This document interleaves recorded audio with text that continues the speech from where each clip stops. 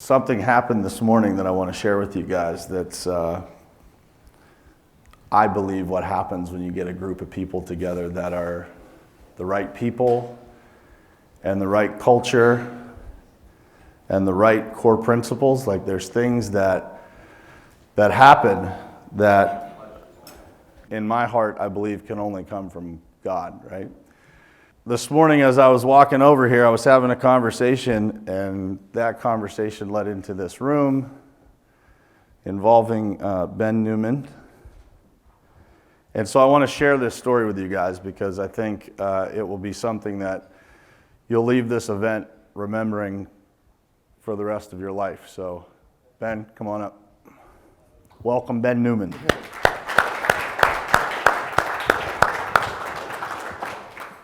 So this is in the game of football what we call an audible, right? I was not supposed to speak today. I got my sweats on.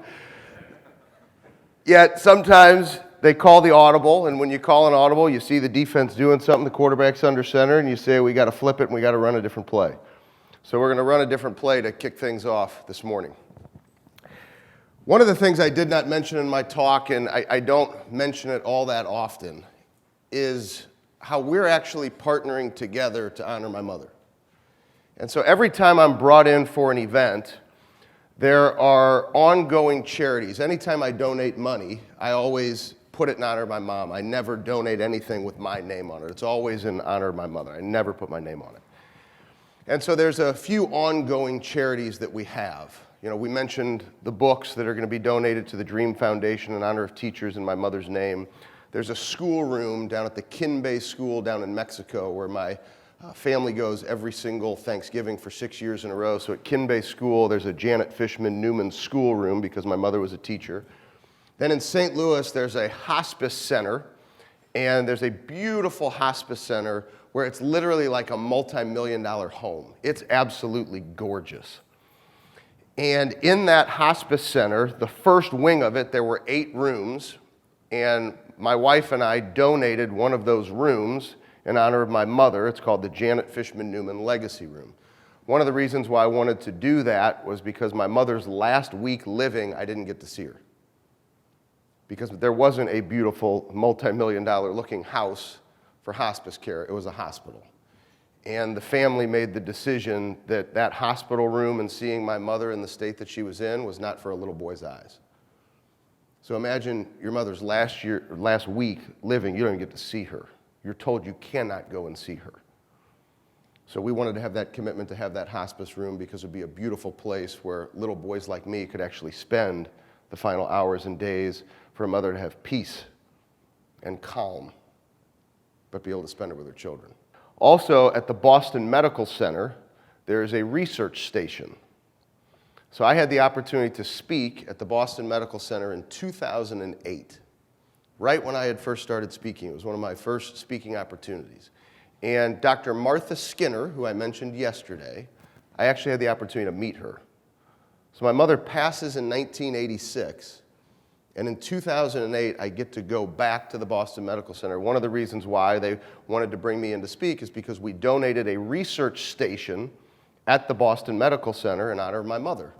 It's a tiny little research department. I bet off memory, maybe there's 8 stations, 7, 8, maybe 6.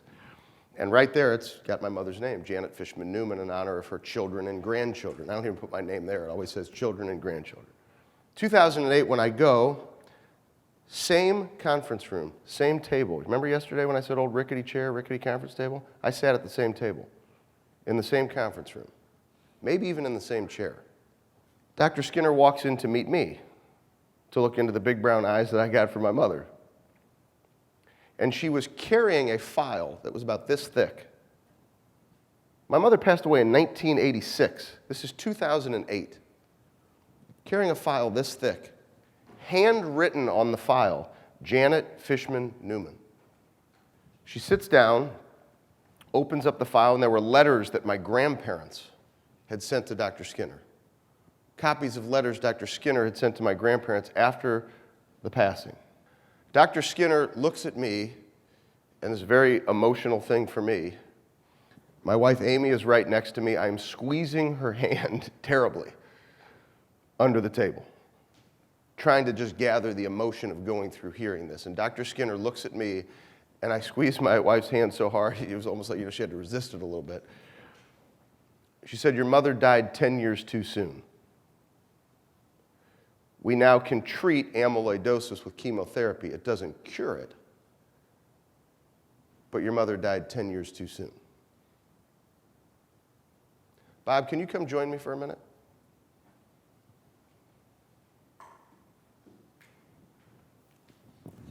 So Bob Barnard and Brian worked together, many of you know.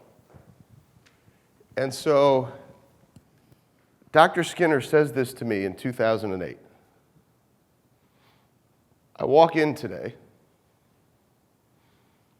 and Brian looks at me, and he says, "You didn't get a chance to meet Bob.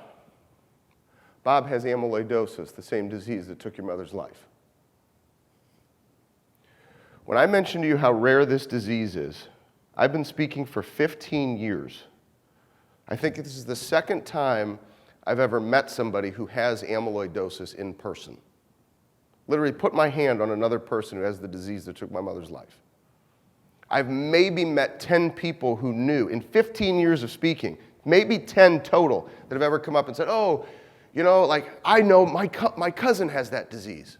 10 people in 15 years. Spoken over 1,000 times probably. Bob shared something with me this morning that I did not know. There is now a pill.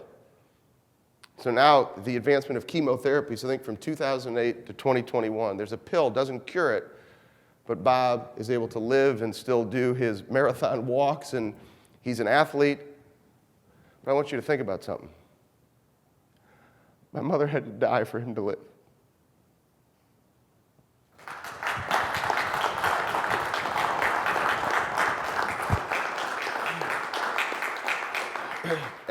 And I told Bob, I said, "Can you imagine?" So part of his case was sent to the Boston Medical Center because Dr. Skinner is one of the two foremost leading experts. She's retired now, but she still works almost full time. I said, "Can you imagine if your case actually went under the microscope in the research station that's named in honor of my mother?" Because of his mom, I'm alive. And there's, what they estimate is roughly about 45,000 people in the whole world have this. It's very rare. But I can continue doing my marathons and doing other stuff that I enjoy because of his mom.